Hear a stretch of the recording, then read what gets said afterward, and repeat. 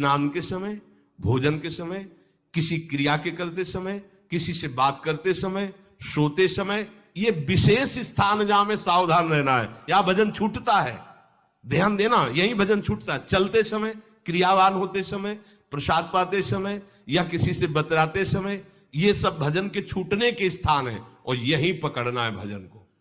जब आपको बिल्कुल न लगे तो मानसिक सब बंद कर दो और गुनगुनाने लगो। जो धुनी आपको अच्छी लगे उसी में नाम, कोई नाम लेके, संसार का चिंतन ना होने पावे, चाहे जो कुछ तुम जहां तुम्हारा मन आवे, गंगावरी, गोदावरी, कुछ भी, भागवतिक चिंतन के सिवा संसार के चिंतन न होने पाए। पहले ऐसे अनन्य बनो, फिर बाद में अनन्यता आती, रसना कटो जो अनरत। हाँ भी विषय चिंतन कर रहे हैं, प्रपंच कर रहे हैं, बोले रसना कटो जो अनरटो। और नहीं बोल सकते, प्रपंच बोलेंगे बस, रसना कटो, ये शब्द वहां नहीं आते।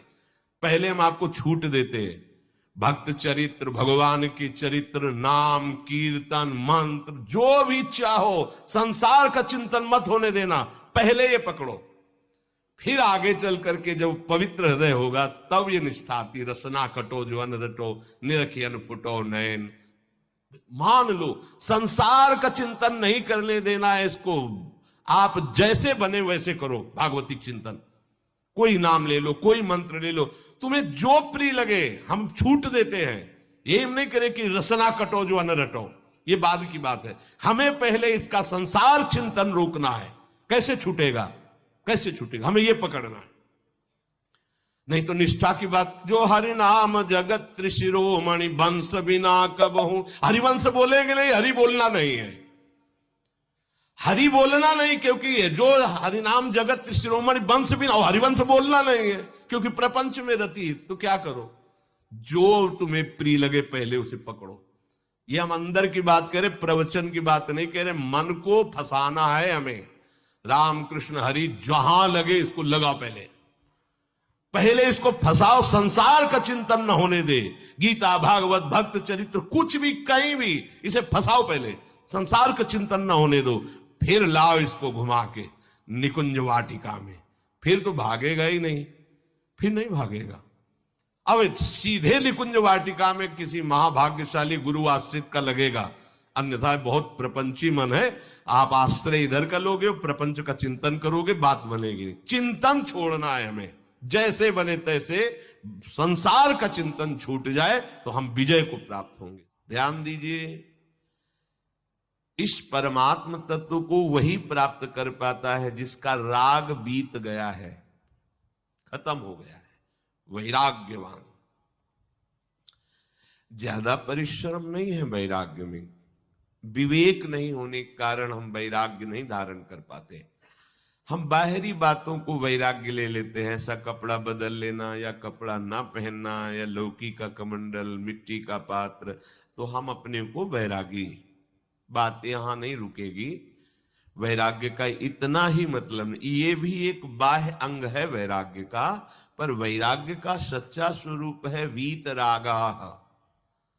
कहीं कुछ भी अच्छा नहीं लग रहा, कोई भी सुख आकर्षित नहीं कर रहा, लोक लोकांतर की प्रतिष्ठा, मान, सुख, ऐश्वर्य, व्यक्ति, कुछ अच्छा नहीं, राग खत्म हो गया। ऐसा उस अक्षर ब्रह्म को, अविनाशी तत्व को जान पाता है। जगते भयो फिरे बैरागी, जैसी हरिवंश प्रपंच बंच सब ये काल ब्याल को खायो। हालत यह है कि जैसे सांप ने मेढक को पकड़ रखा और मेढक सामने पतिंगा को, कीड़े को पकड़ना चाहता है, उसे यह पता नहीं कि मैं खुद किसी का कवल बन चुका हूं, वो एक झटके में मुझे अपने पेट में ले जाएगा। ऐसे ही हम सब हैं, काल के द्वारा ग्रसित है, काल ने हमें पकड़ रखा है, पर हम भोग भोगना चाहते हैं, हम नाना प्रकार की मान प्रतिष्ठा पाना चाहिए। ये पता नहीं एक झटके में हमारा अस्तित्व ही खत्म हो जाएगा। जिनके अंतःकरण में किसी भी व्यक्ति, वस्तु, स्थान, पद, प्रतिष्ठा का राग ही नहीं रह गया है, उसे कहते हैं वैराग्य वान। वीतरागाह, राग ही नहीं है। जिनका अंतःकरण निष्पाप निर्मल हो चुका है, जिनके हृदय में केवल भगवत प्राप्ति की उत्कट लालसा जागृत हो गई है, ऐसा साधन संपन्न उपासक परमात्म तत्व में प्रवेश पाता है। अध्यात्म मार्ग की ऊंचाई पर वो स्थित हो जाता है। यदि छंतु ब्रह्मचर्यम चरंती, जिनकी इच्छा एकमात्र भगवत प्राप्ति की है, यदि छंतो, तो उनको क्या करना होगा? ब्रह्मचर्यम चरंती, ब्रह्मचर्य का पालन